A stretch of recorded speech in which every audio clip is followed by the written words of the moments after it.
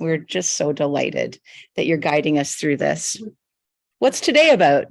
Hi, everyone. So welcome back, Next Generation Breakfast Club. Today, we're really excited to have a discussion about education. So we're welcoming Rebekah, Jax, and Dora-Ann, and they're all speakers and teachers that work at different elementary school environments. Rebekah is at Bialik Jewish Day School in Toronto, and she teaches grades 4 science and math. Jax is at a Montessori school in Peterborough, teaching grades 4, 5, and 6. And Dora-Ann is an elementary school teacher at the Hamilton Wentworth District School Board, and as everyone knows, is also Temple Anshe Shalom's religious school director. We're going to be doing a little bit of a different format today than we have in previous weeks. So I'm going to give each of the speakers an opportunity to share their paths to education, their respective work in their schools. And then we have a collection of like hot button topics that I'm going to be asking the speakers to share their opinions on. And then we'll save the last 15 minutes like usual for Q&A. So save those questions for the last 15 minutes. And I think we'll get started. How about we start with Dora-Ann? You're at the top of my screen, and I'm going to pin all of you as well. Sure. Good morning, everyone.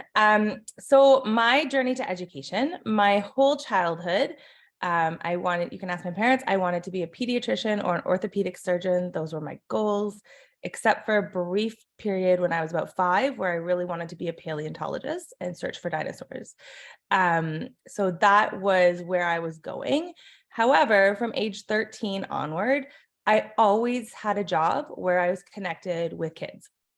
I worked at the Temple School office from age 13, just after my bat mitzvah. I worked in the office there and then kept volunteering. I was a madricha. I was a helper in the classroom. And at age 15, I started my first of many summers at Temple Playhouse Preschool. I had a couple of people who are on the screen now in some of my preschool classes. And then at age 16, I was given my first class at Temple Anshe Shalom to teach solo. And I should note that aside from my first 2 or 3 years of post-secondary, I've been employed by the Temple for almost 27 years now, which is amazing. And that's a huge part of my journey. So I embarked on a journey in biology at the University of Ottawa. Quickly realized that was not for me. In university calculus, although high school calculus was like 99%, university calculus was not where I was at. And I wanted something different. I was going through some, mental health, something really deep anxiety and panic attacks. And just that's a big part of my journey too. So I'm very open with what I was going through. And I've talked to a lot of other people who are journeying through this stages as well, especially high school kids. I tend to share that part of my journey because it's important. It's a big piece of who we are. And so I moved back to Ancaster and went into nursing. I thought, if I'm not going to be a doctor, I love health, I love medicine, and I'm going to be a nurse. I loved nursing. I have to say the act of nursing, if I was going to continue with it, psychiatric nursing was what I was really enjoying.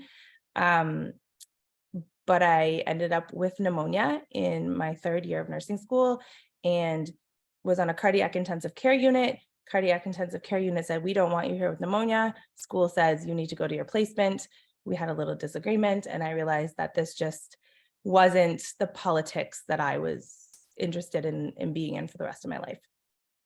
So I flipped to religious studies at McMaster. McMaster is wonderful for if you're not sure what you're doing in life. There's a lot of opportunities to jump ship and move to something else and not lose your credits.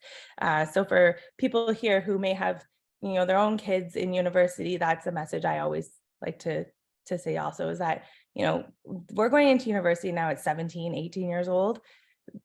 Nobody has their life figured out.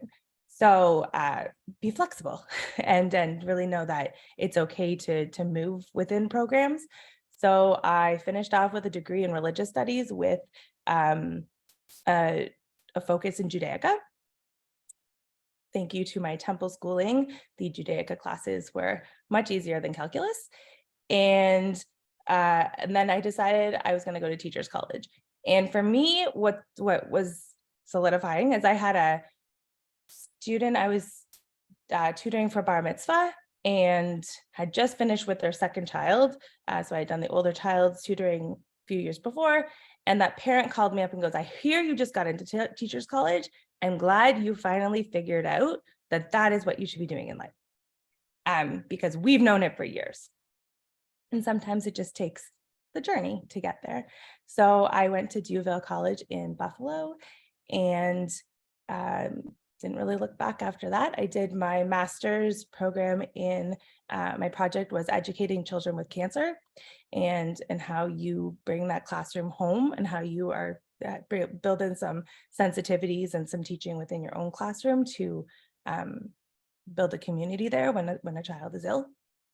And I've been employed now this week as of Tuesday with the Hamilton Wentworth District School Board for 16 years.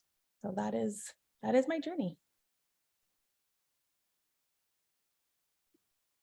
Amazing. Well, our other two speakers are sharing the screen, so you guys can choose who goes first. Sure, I'll go first. Go for it. So much like Dora-Ann, actually, a lot of what you said resonated with me a lot because I grew up thinking that I was going to go and be a doctor of some sort.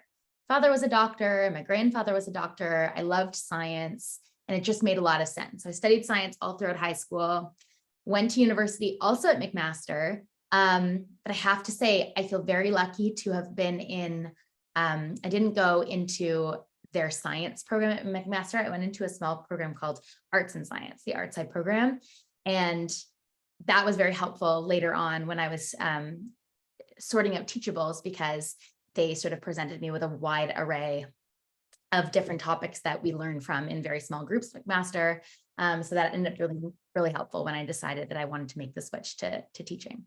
So I went to McMaster and then got to kind of third year when you have to start figuring out what's next, and spent one summer studying for the MCAT and was like, oh, I really hate it. Like I really, really hate it. I also spent a summer before working at Camp George, volunteering at an emergency clinic in Ajax with one of the doctors who's affiliated with camp. And it was amazing. And I got to do every single shift with him, midnight shifts, daytime shifts. And I followed him around for 2 months. And that was eye-opening and also nauseating. So it like, I really felt like I dipped my toe in and realized this isn't for me, as fun as it was at times. So I looked back at what I'd been doing my whole life, and much like Dora-Ann, every single thing that I had done, every opportunity that I had seized had to do with working with children. And a lot of it was choreographing for children's theater when I was in high school, and working at summer camp, and teaching religious school at Temple on Shalom when I was at McMaster, and all of these things. And I just loved working with kids. And I realized like, that's really, okay, I think we figured it out. So I went to OISE at U of T for my Master's of Teaching program. So by then teaching was a 2-year degree, regardless of where you went. So I figured OISE was a nice place to go because it would be a separate type of degree than in what I'd had with my Bachelor of Arts and Science. I wouldn't be getting another bachelor degree, and it allowed me to do a little bit of research as well to create not so much a master's thesis, but it was an independent study project.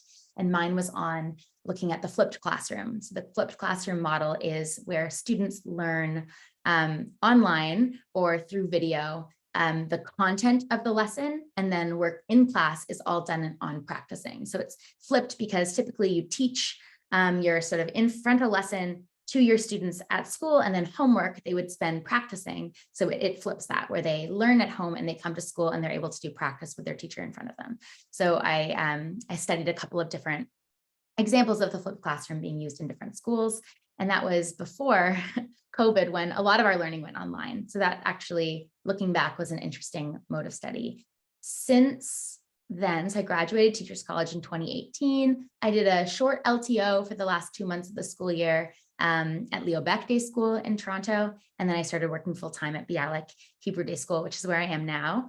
And so for all 5 years, I've been teaching in and around grade 4. My first few years, I taught grade 4 math and science when we still had subject-specific teachers. And then COVID-19 happened. And in order to limit exposure for the kids and for the teachers, I used to teach about 100 kids with my subject-specific teaching.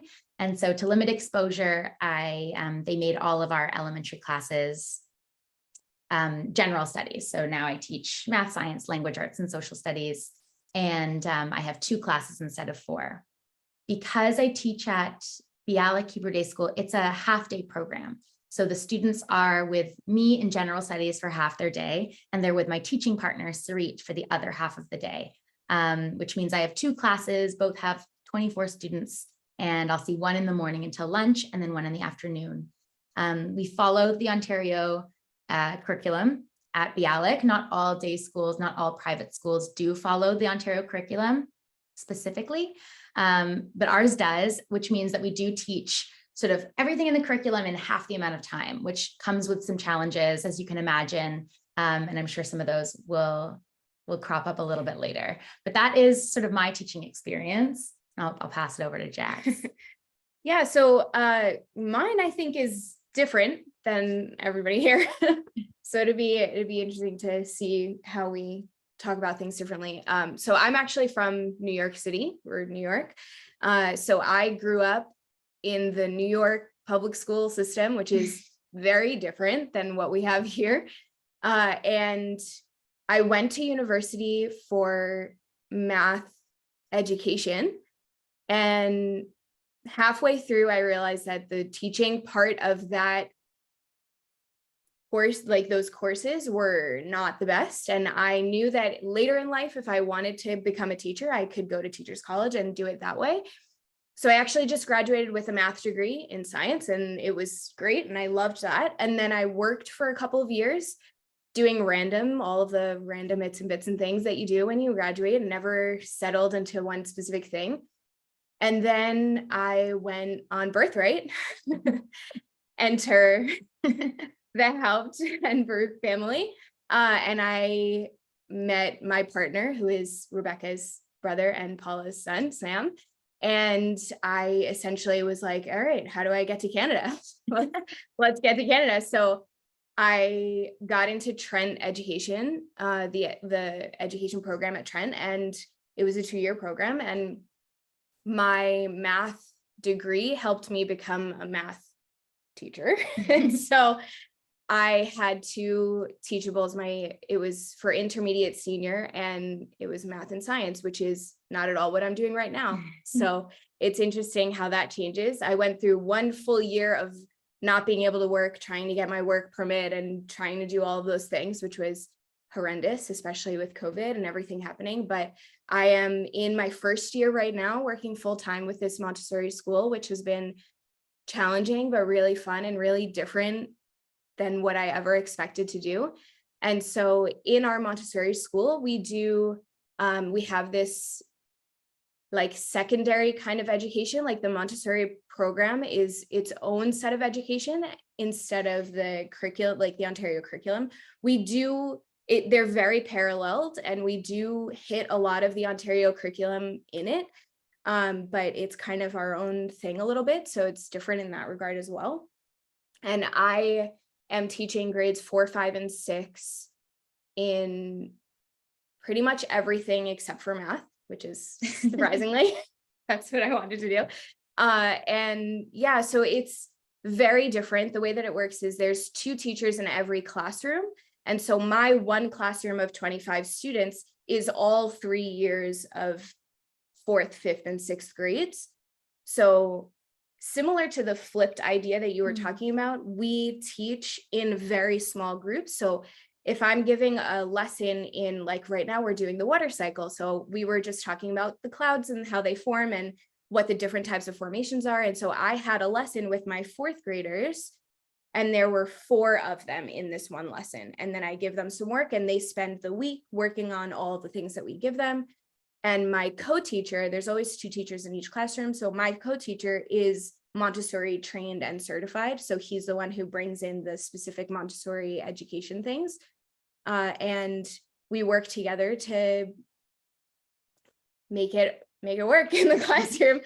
Yeah. And so the way that the Montessori is set up is that you give them a lesson, and then they do the lesson themselves, and then they practice it for the 3rd time. It's kind of a 3-course meal type of thing where we give them the information and then they do it with the information and then they master it without the information. So like if we were giving them clouds, for example, we would give them, this is what the cloud is and this is the title. There you go. Now you practice it and you have the cloud image and you have the cloud name and you have to put them together. And then after that, the like mastery part, the third step is you have the cloud and from your brain, you know what it's called, not without the words attached to it. And that's kind of how the Montessori style works. There are amazing things about it. There are also some things that could change and that have areas for growth and improvement. And I'm excited to talk more about it in later conversations. Yeah, that's me. Amazing. Thank you all for sharing. So we're going to start the hot button chat that we're going to be trying out for today's format. So this is the first question, and I'll also put it into the chat after in case anybody wants to follow along. So there have been debates both in the US and Canada about inclusivity in teaching.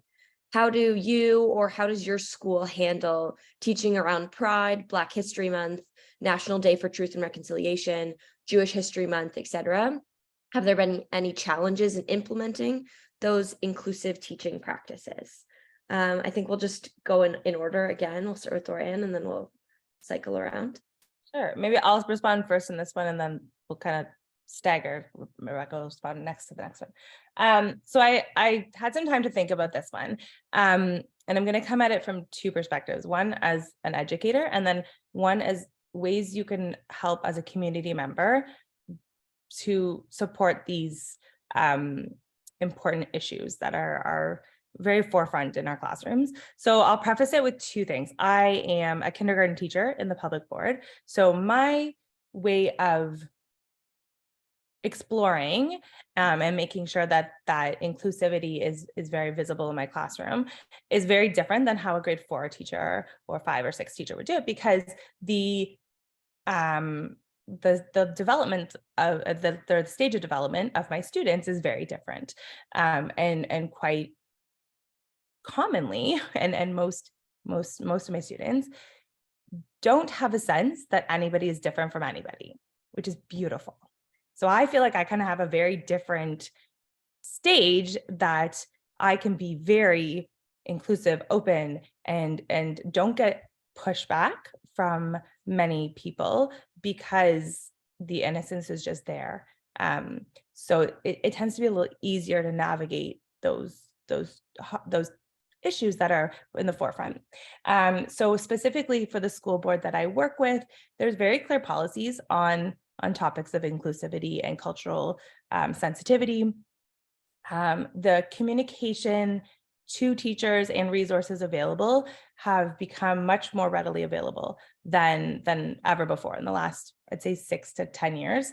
And really the professional development about culturally responsive and appropriate literature to use in our classroom has been broken down for us a lot clearer. The importance of bringing in experts to lead lessons where possible, breaking down the visible classroom walls and bringing in your community. So that's where I speak to, parents and community members, that the role that we play or that you play in your community schools is really important. And if you're not already going out and saying, hi, I am, so-and-so from this community, I live, next door to the school, I can get my police check, how can I help? Those are really important members in our community, because it's hard to seek out experts if you don't know where the experts are. So in my own board, that is becoming much more accessible. We're getting emails regularly with memos saying, this month is Jewish Heritage Month, coming up in May is Jewish Heritage Month, it's Asian Heritage Month. Here are your community members who can help you. Here are links to resources. Here are appropriate sites to go to for teaching resources. Another way that the Elementary Teachers Federation of Ontario has supported this, and it's interesting because there's so much in the media about unions and fighting government. This is one of those places where ETFO has put out a resource called Respond and Rebuild. And it's one of the first resources that in staff meetings led by, the principal, or where specialists are coming in to do education for educators, we've been given this resource by our board. And that doesn't happen very often. It doesn't happen very often that you're handed out your EDFA resource at a PD on behalf of the board. And so it is available online. Maybe Misha can put it in the chat. Again, it's called Respond and Rebuild. It is a fantastic resource both for educators, but also for parents and community members. And I'll give an example of how this is sort of used. One of the things that they have, and I'm just going to click so I can read it. One of the things they have on their website is a checklist of aspects of inclusive teaching. And so the checklist starts with, you use a variety of experiences to help students understand that the total range of human emotions is applicable to all people. That's the very first thing you look for in your lessons. Classroom activities and examples are monitored with a view to achieving a balance of interests and experiences of all social and cultural groups. So you're looking at, is the resource I'm using very one-sided, or is this something that's bringing in a few different demographics?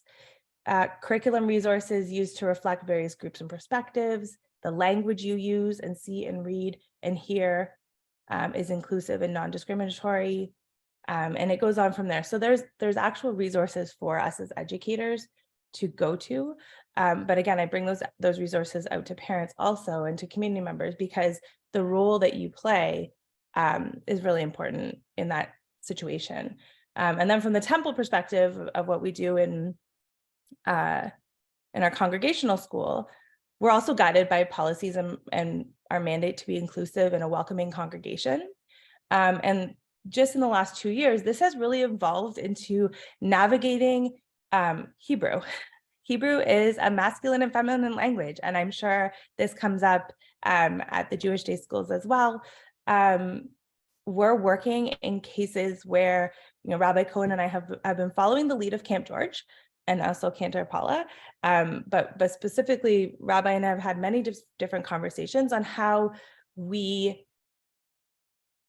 are inclusive in our Hebrew language in our prayers, while still honoring the basis of Hebrew language. So a lot of what we're doing and what we've been working on and what we'll work on when the rabbi comes back from sabbatical is looking at the prayers we do with the kids and using as much infinitive language, so that root word, the root verb, rather than creating a new word, because Hebrew also has the beauty of having an infinitive.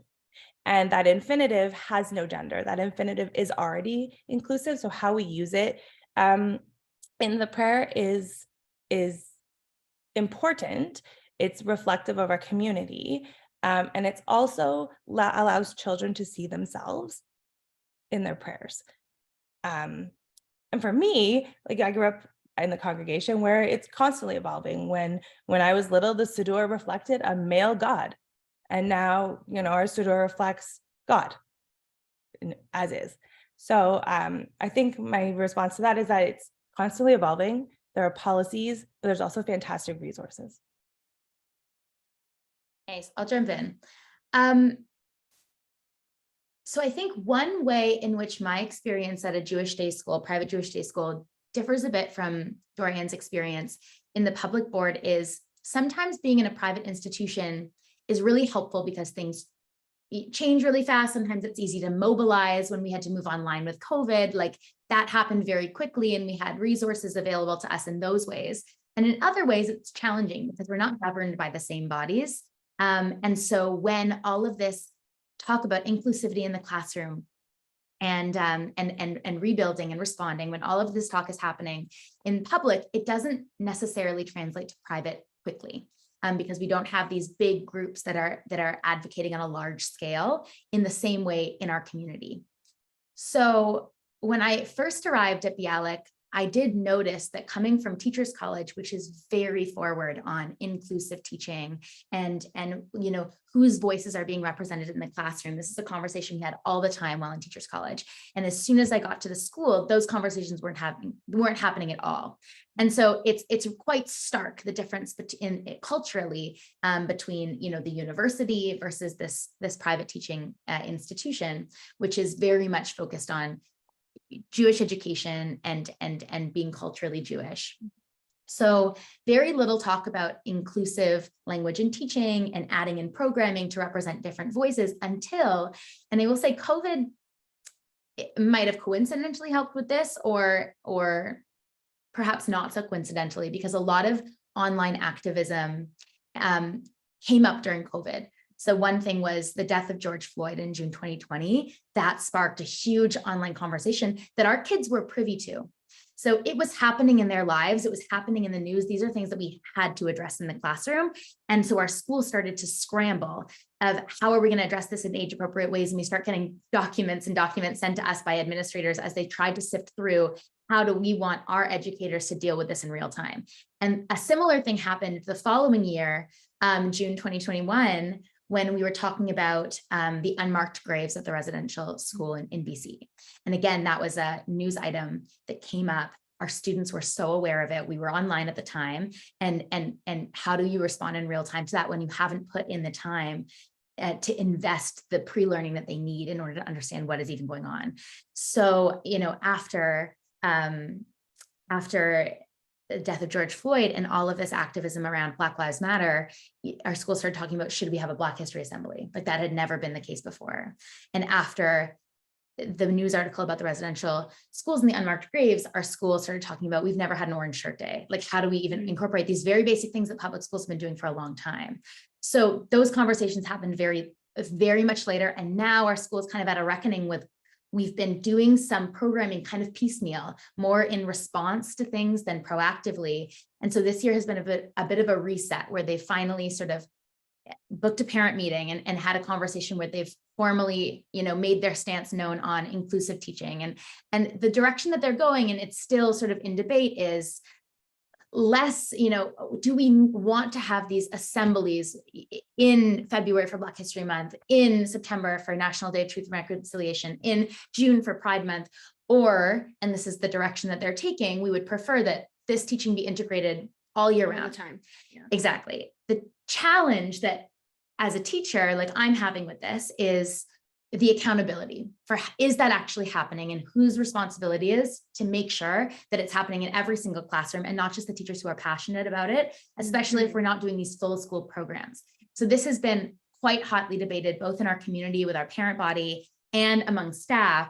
And there's been some pushback from staff that have been saying, I don't think this is enough, or I don't think we're doing a good enough job at making sure that the staff are actually producing these lessons and are actually incorporating, these themes into our novel studies or into our social studies lessons and conversations like that. And then again, a lot of support, but a lot of pushback from parents about, well, what are you teaching my children? And at what age are they learning about gender and about sexuality?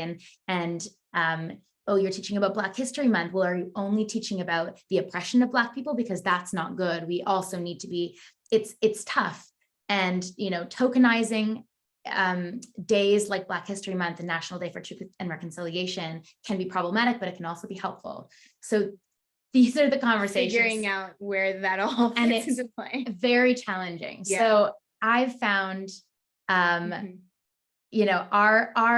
sort of baby steps are, we have a novel study in grade 4 where they get to choose a book. There are 3 books that get read, and it gets read in a book club, and they discuss every week what's happening in the books. And right now the books are lovely, so cute. They're very, very appropriate for grade 4, but they're not hitting on any sort of harder topics. They deal with friendship and they deal with unlikely friendships, but it's about a robot and a gorilla, and they're not hitting on issues that maybe are more applicable to their lives socially and culturally. And so, our first conversation that we started having after these meetings is, well, we need to find some new books, because this is a really natural way that we can be including conversations around these topics.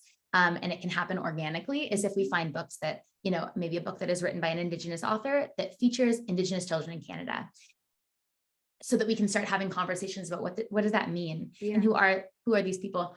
To seamlessly bring it in Exactly into every day rather than the one day of the year. Exactly. So that's sort of our current focus right now, to start making a sort of small, minute change to the way that we introduce curriculum and the way that we think critically about what we're bringing into the classroom. But it is such a big conversation, and I hope that it begins to move a little bit quicker than it's been moving so far. Yeah. Can I piggyback on that before Jax goes? Please. Just to stress how important literature and, Yep. and the books you are using and the books that you use at home with your grandchildren or your kids, the more representation and varied representation that are in those books, the more comfortable your kids are going to be seeing themselves in those pages, but also seeing their peers in those pages. So whether it's, making sure that your stories include, and this is a conversation that actually one of the people here watching and I've had, that your stories include culturally non-stereotypical versions of different cultures, Yes. and Yes. especially then I'll take it from a Jewish lens. Jews look all different. We practice very differently depending on what denomination you belong to. So, your books that reflect Jewish people shouldn't just all be Hasidic Jews that are, a stereotypical what people believe Jews are. So making sure that when you're presenting books and using books at home and in the classroom, that you're reflecting on what those books are actually illustrating to children. Yeah, I find it more of instead of like you mentioned the stereotypical type of books, and like the important thing is just to have it be normalized. So it's not about finding stereotypical books, or even like a book written by an Indigenous author about Indigenous children, but not necessarily about struggles of Indigenous issues, like just they're Indigenous and this is their culture and they're going through all the same, like it still could be about finding that one good friend or finding an like it could be about a robot, but it's having those characters that are normalized in them. Like, this might be silly, but like Dan Levy, who I love, who's amazing, and he talks about his amazing show Schitt's Creek and how it's not about the fact that the character is gay, but the character is gay, and that's just who he is. He's just a person. Like that's the type of thing, and it's just normalizing all of our differences into like common conversations and getting it into normal speak. One thing that the school has really been stressing to parents who have concerns is the concepts of windows and mirrors. Like in the classroom, kids need windows and they need mirrors. They need mirrors to reflect their own experience. And we need to remember that, especially in a non-Jewish school, you have a varied student body with all types of experience. But even in a non-Jewish school, like we have Asian Jews in my school, we have Black Jews in my school, and we have, Jews with LGBTQ parents, and they need their lives reflected back at them, just like a student who doesn't identify in that way. But they also need windows. And they need windows into the lives of other people so that they can understand that, people aren't just like them. That there are other people out there. Absolutely. So that, Yeah.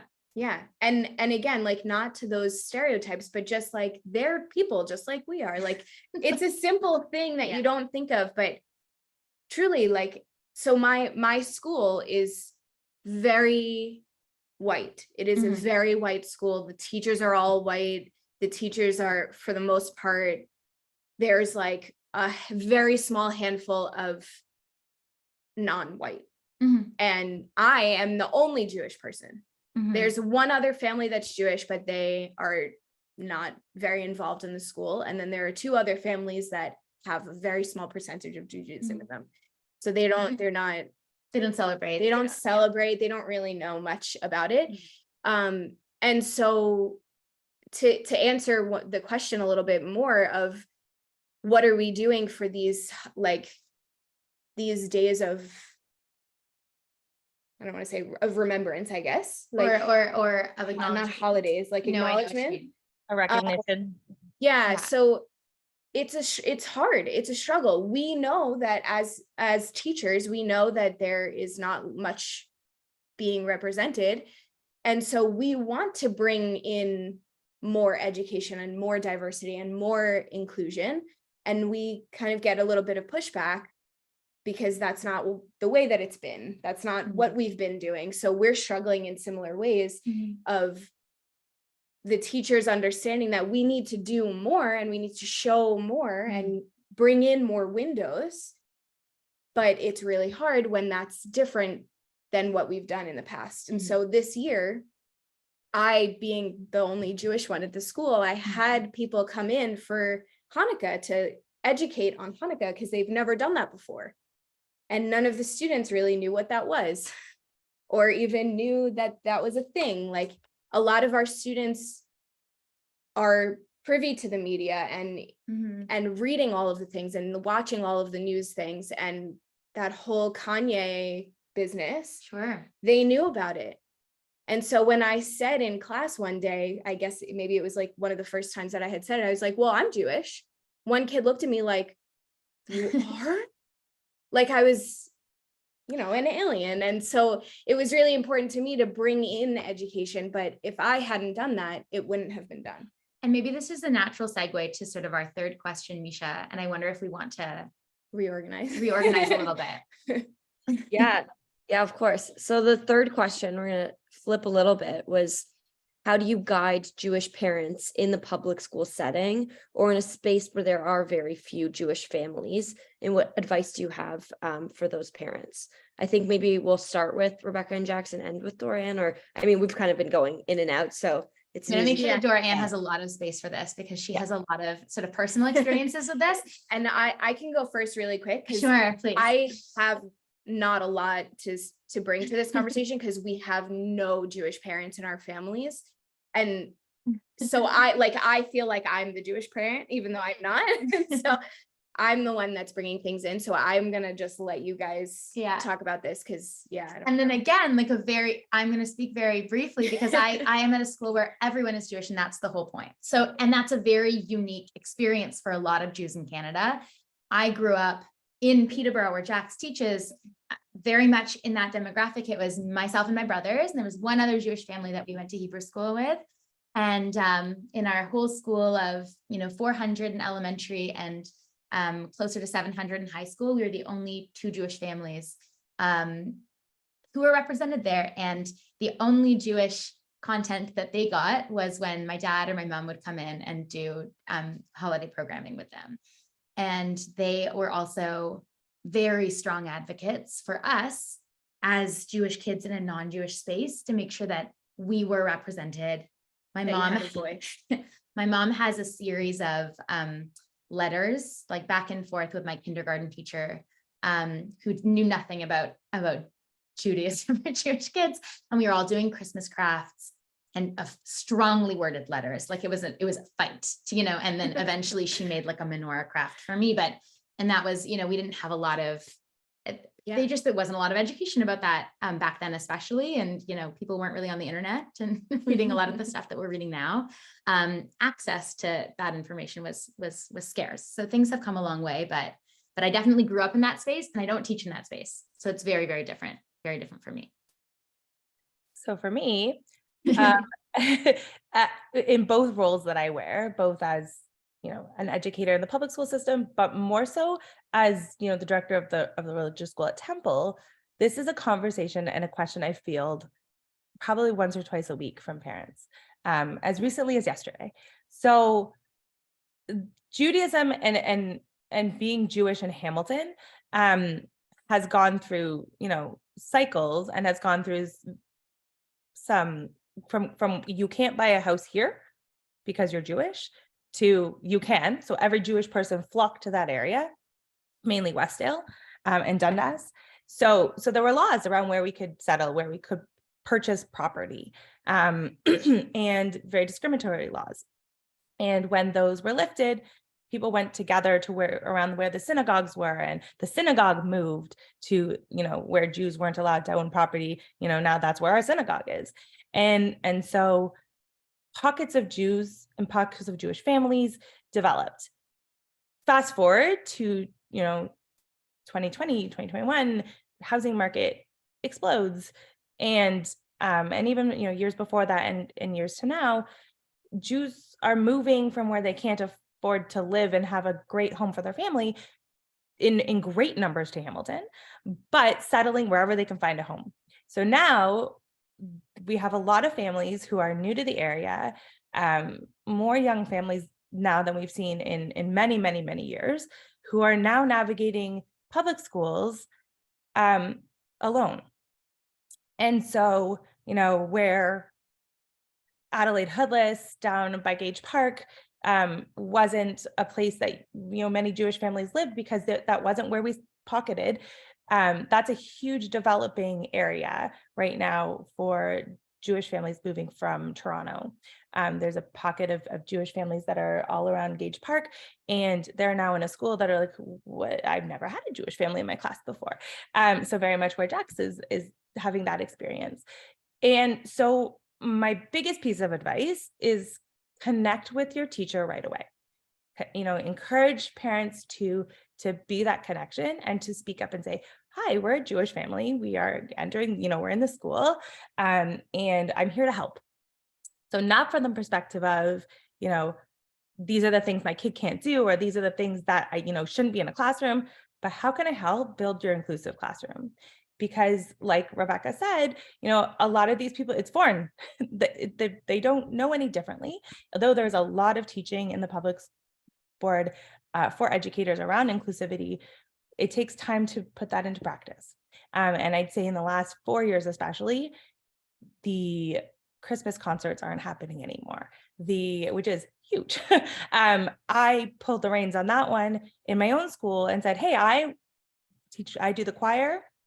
I'm going to do a winter concert. So follow me, and here we go. And we'll be fantastic. And we always include a few non-Jesus Christmas songs, because that's what the kids are singing. Whatever our demographic reflects, plus. And I think that plus is important, because it can't just be about your demographic, or you are only doing the mirror. It has to also be including the plus. So I say to parents, connect right away. Connect with your admin, connect with your and grandparents too. I have a wealth of grandparents that come into my classroom to share throughout the year their big celebrations, their pieces of their culture that are so important to their kids. I have students who are Baha'i the last couple of years, and I, 10 years ago, didn't know what Baha'i was, did some education myself, and those kids come in and teach, what's important to them. Always from that reflection of why is it important to that kid and to that family, and why is it important for other people to know as well?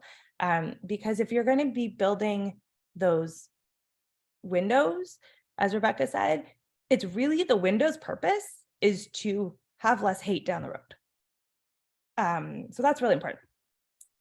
Resources that are out there, your federation, wherever you live, there's a Jewish federation.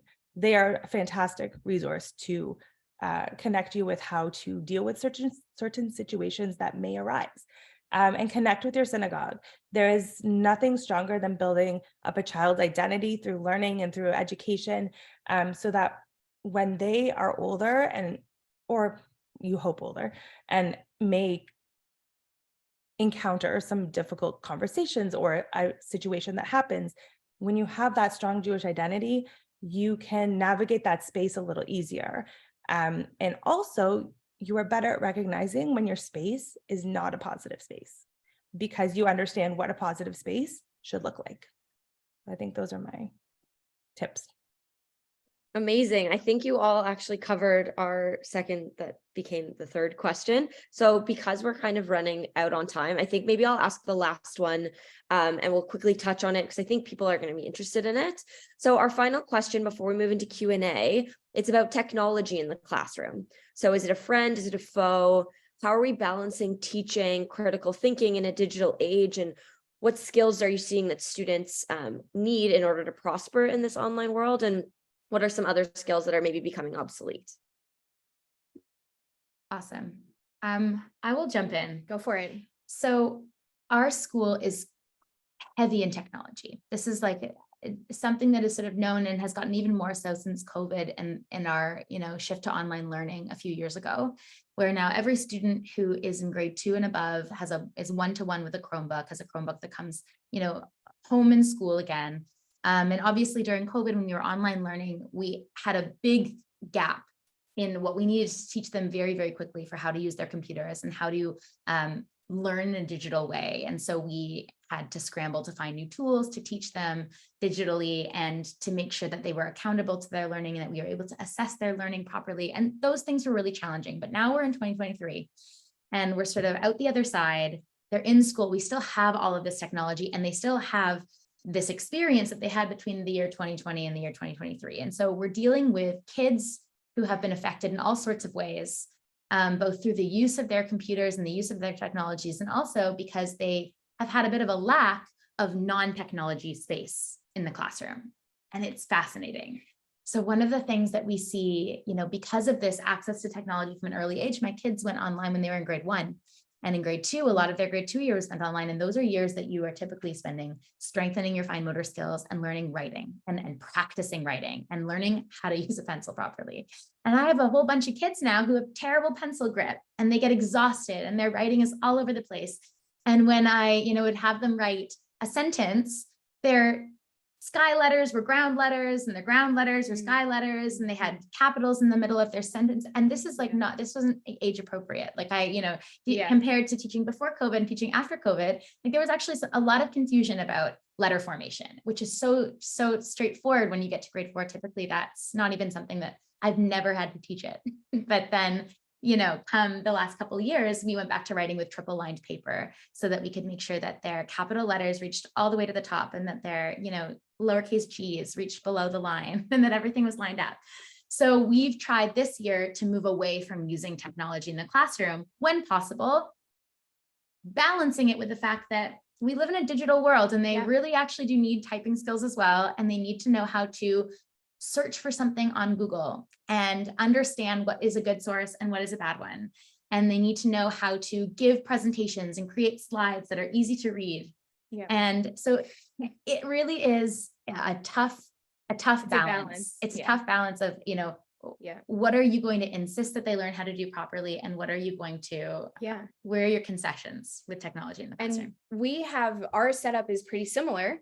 We do not have a computer for every student. We don't have enough funding for that, but we do have a set of 5 Chromebooks that are the class Chromebooks. And so they have to navigate 2 things. They have to navigate how to use it, but also how to share it, which is really hard. And we also see a lot of that same lettering issues and even up to grade 6, I still have some grade 6s that are putting their P's way up high when they need to be lowercase. And so it's interesting. It is definitely interesting to see the differences. And in our classroom, the way that we use our technology is grades 4, 5, and 6 are the research. Like they want to learn through research. So that's what we have them do. Most of our students are only using the computers for researching. Like if they have an independent project, they can go on the computer and they have the tools and we teach them the tools of how to research properly, how to use that information and where to put it, how to make those slides and how to make even papers. We're working on papers with some of our grade 6s. And so we also, however, have some students, quite a few of them, who are have writing struggles and reading struggles and cannot write sentences because they have learning disabilities. And so those few students have their own computers that they bring in. And so they use the computer as their pencil. And that's kind of how we have our 2 technologies, because one is really just a tool for research and the other is their pencil. Like a tool for accommodation. Absolutely, for accommodation. So balancing that has been hard too, because we have some students that would prefer to use the computer for everything. And so they decide that they need it for everything, when in reality, their penmanship is perfectly fine and they can totally just write on the paper. So that's another kind of balance that we're trying to work on, is making sure that those students that don't need them for an essential accommodation are still using their pencils and still using their writing skills and not relying heavily on the technology. I think that's an interesting thing to make very clear, that inclusivity and equality does not mean everybody gets it, everything. Absolutely. It's that everybody has the steps literally the step stools they need to all have what they need and all be on the same level of inclusivity and of accessibility, so that those tools and being inclusive and being equal or having equality is not about everybody having the same. It's about having the varied steps underneath their feet so that they are all accessing and able to access the same. And in my classroom, I'm a very big champion of outdoor learning. And I've tried to bring that to the temple setting as well, where we'll do, several Shabbats out on the trail. Not so much this year because the weather just had not cooperated with us on Shabbat morning. But we have, I've done a lot of searching myself on spirituality on the trail, getting kids out and hands-on with nature. So, we're going out to build and make Hebrew letters. Well, let's go do it out of leaves. Let's go do it out of sticks. Let's go do it out of things that we find in nature. And that hands-on learning in the early years allows them, like Jack said, that opportunity to navigate how to share, how to cooperate. And like Rebekah alluded to, so many of these skills were lost during COVID. I had a class last year that absolutely had no idea how to play with another kid, all of them. And so my whole year last year was not navigating how to read. It was navigating how to say, can I play with you, and how to share things and how to work together, because without those foundational skills, they weren't able to learn. And so moving them through those stages and incorporating technology where needed. So in my classroom, I say I don't use a lot of technology, but I use technology every day to make things, I may hold a book in my hand, but I'm also displaying the book on a big screen behind me so that everybody can see, so that everybody has access. We do, our O Canada is, I have visual O Canadas every day that change. So one of my O Canada that I use is a bunch of kids it's a very multicultural array of children singing O Canada from home. It was a COVID video. There's so many beautiful things, as horrible as COVID was. There's a lot of beautiful things that came out of it, where people came together to share information and to share opportunities. And so there's another one with an Indigenous powwow where they're singing O Canada in 3 different languages, in French and English and in Cree. So these are things that we're displaying for the kids so that then they can see many different people using technology in that way. But for me, it's more, how do I actually limit? So I may only have 3 iPads out because they need to share. They need to communicate that. So it's sort of that beginning stages of how do you mirror technology and its importance and its value with social skills and getting outside. Amazing. Those are all such interesting perspectives. So we're going to jump in really quick. We'll probably go over maybe a few minutes because we started a few minutes late of a Q&A. So usually how we do our Q&A, you can raise your physical hand or you can do the virtual reaction or put it in the chat and I will get to you. I'm going to unpin so we can all see each other. Can I go first as usual? Yes, of course. But it's double barreled. You're going to get my wife too. This is absolutely amazing, and I congratulations to all the speakers. You make me proud because I've known Dora-Ann since she was really little. So my first question is, I'm going to direct it to Jax, but it's kind of, then you can broaden it out. Jax, I presume you're still an American. Yes, I am. Yes. Yeah. And okay, you're from New York, which is a democratic state. Okay. But let's pretend that, you're from the state next door, where they're actually, the state legislatures are striking down what you people believe in. They're saying you can't do this, and teachers are being forced to move from these states. So I'd like your thoughts about that. But then the group, please comment, because, just go down, I won't mention the institution, but just the Orthodox shul down the street. How do they look at this? And I'm guessing that they don't look at it the same way you guys do. And I'm very impressed with how Dora-Ann stress the issue of communication and education and start with very simple books to learn about it. I probably should get some of those books from you, Dora-Ann. I'm maybe a little bit like your dad. But not that bad, not that bad. But anyhow, Jax, could you start? And then, because I think this is a very important discussion. Yeah, it's hard, right? Like, it is where I'm from, and all of my family is still in the States, a lot of which live in Florida, where there's a lot of this still happening. And it's hard because I also come from a very conservative family. So even my family have different views than I do. And I think it all, I mean, I don't really, I think the number one thing is that we've kind of talked about already is that mirror and window. And I think there are a lot of places that are only using mirror and that only want to see what they are like, and that they don't want anybody else to be different or show their difference. And I think as educators, all we can do is show, and we need to hope that our students can take that with them.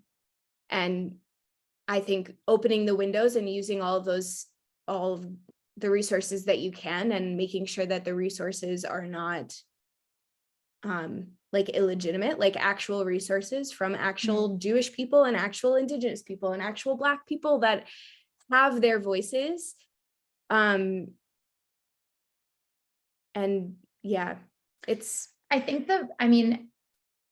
I didn't grow up in the States, but I have had a conversation with my partner who many of you met during a previous breakfast club, who is finishing up his PhD, and he is applying for jobs actively at various universities and institutions. And we've had the conversation of, would we go to the States? And the answer is no. And I wouldn't feel comfortable as an educator educating in a lot of places in the United States. yeah. And that's a really uncomfortable feeling, that like, I knew that if I were in that position, I would personally be choosing a different career, because it is so restrictive in a lot of places. And I just don't know how they are faring right now. And a lot of them are not, and are leaving the profession in drones. And they're having a hard time with that, because they have a lack of teachers, and their education system, And a lack of support. And our, books are being banned, and there are a ton of restrictions, and it really is actually, it's a huge issue that you've touched on. And I wasn't going to teach if I was going to stay in the States. There were reasons, but when it came down to it, when I was nearing the end of my university, I was like, I don't want to teach here. This is a horrible idea, and I don't want to do that. And so I didn't teach in the States at all. I was not a teacher. I was doing lots of other things, working in offices and labs, and like doing things with my math and science degree. And when I was trying to figure out how to come to Canada, I didn't even really think about teaching, because I knew how bad the situation was in the States, and I assumed that it was similar here. And then I did a little bit of research and was like, oh, I could actually teach here and actually be paid well and have good benefits and be respected and have all of the things that teachers should have. I mean, there's still places of growth, but it's substantially better here. And here you say you're a teacher and people are like, oh, that's awesome.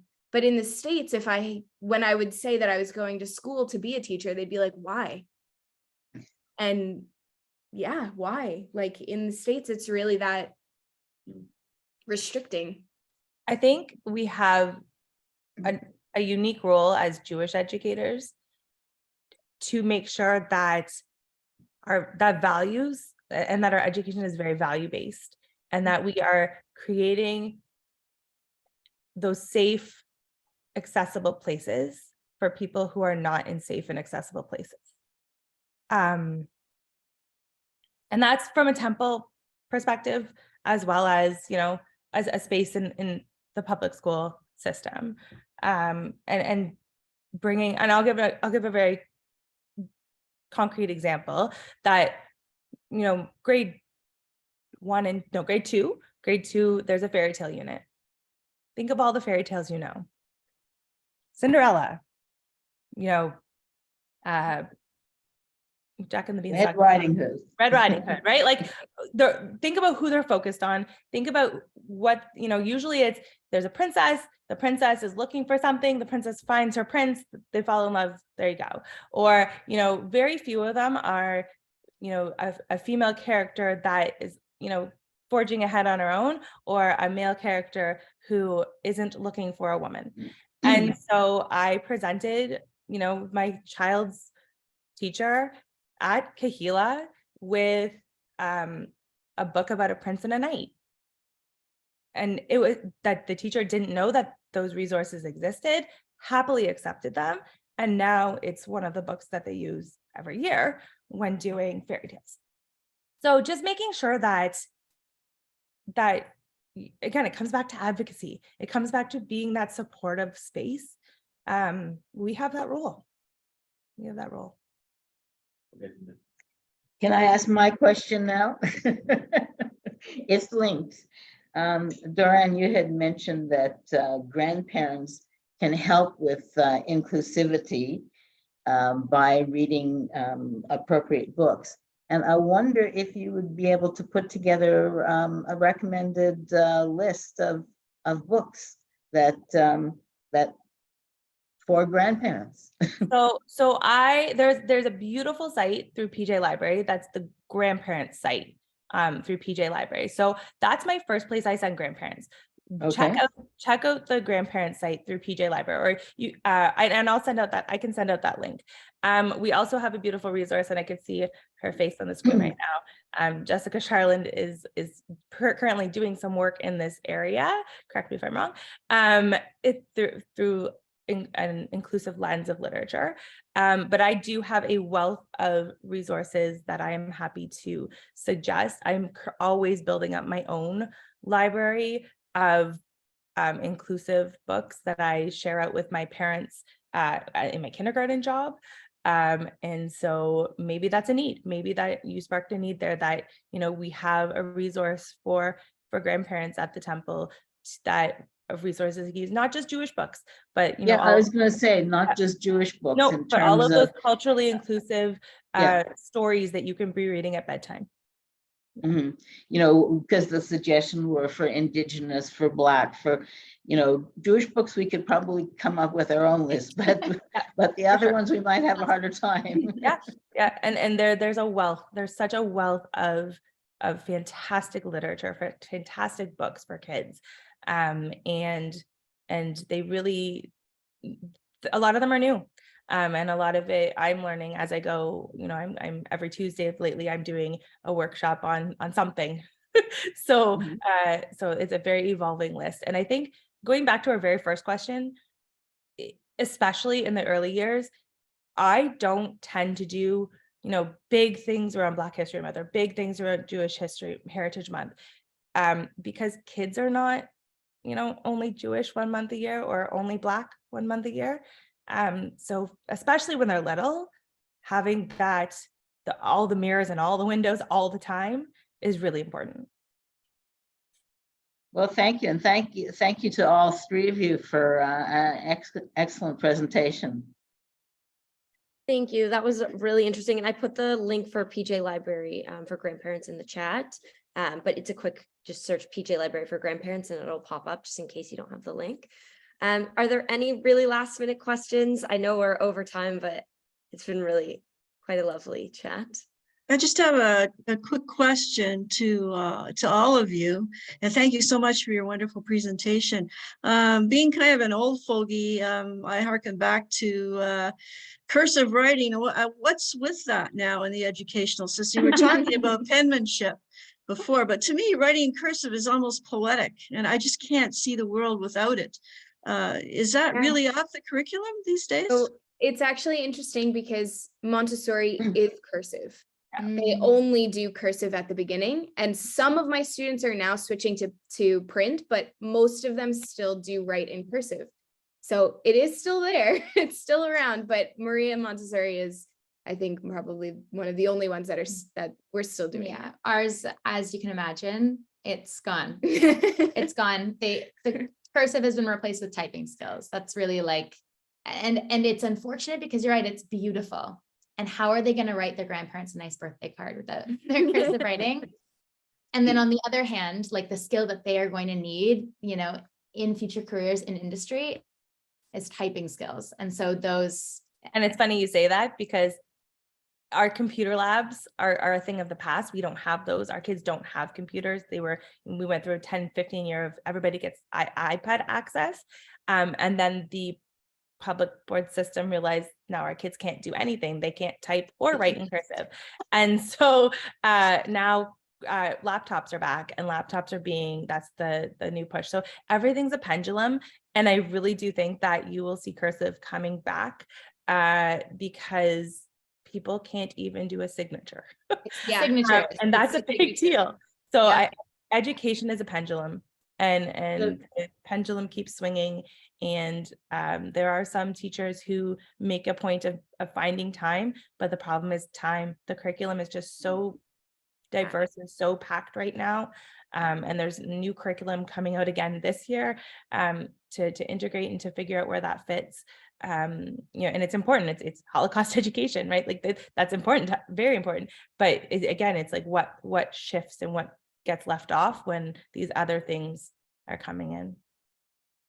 Just from a personal experience, our granddaughter, who's in grade 2, is learning to write in cursive in the public school. Yeah, it really depends on if the educator that's a personal choice for that educator. Rebekah, you're from a medical family. This is not what you talked about with technology is not unique to education. I'll go to my own field, medicine.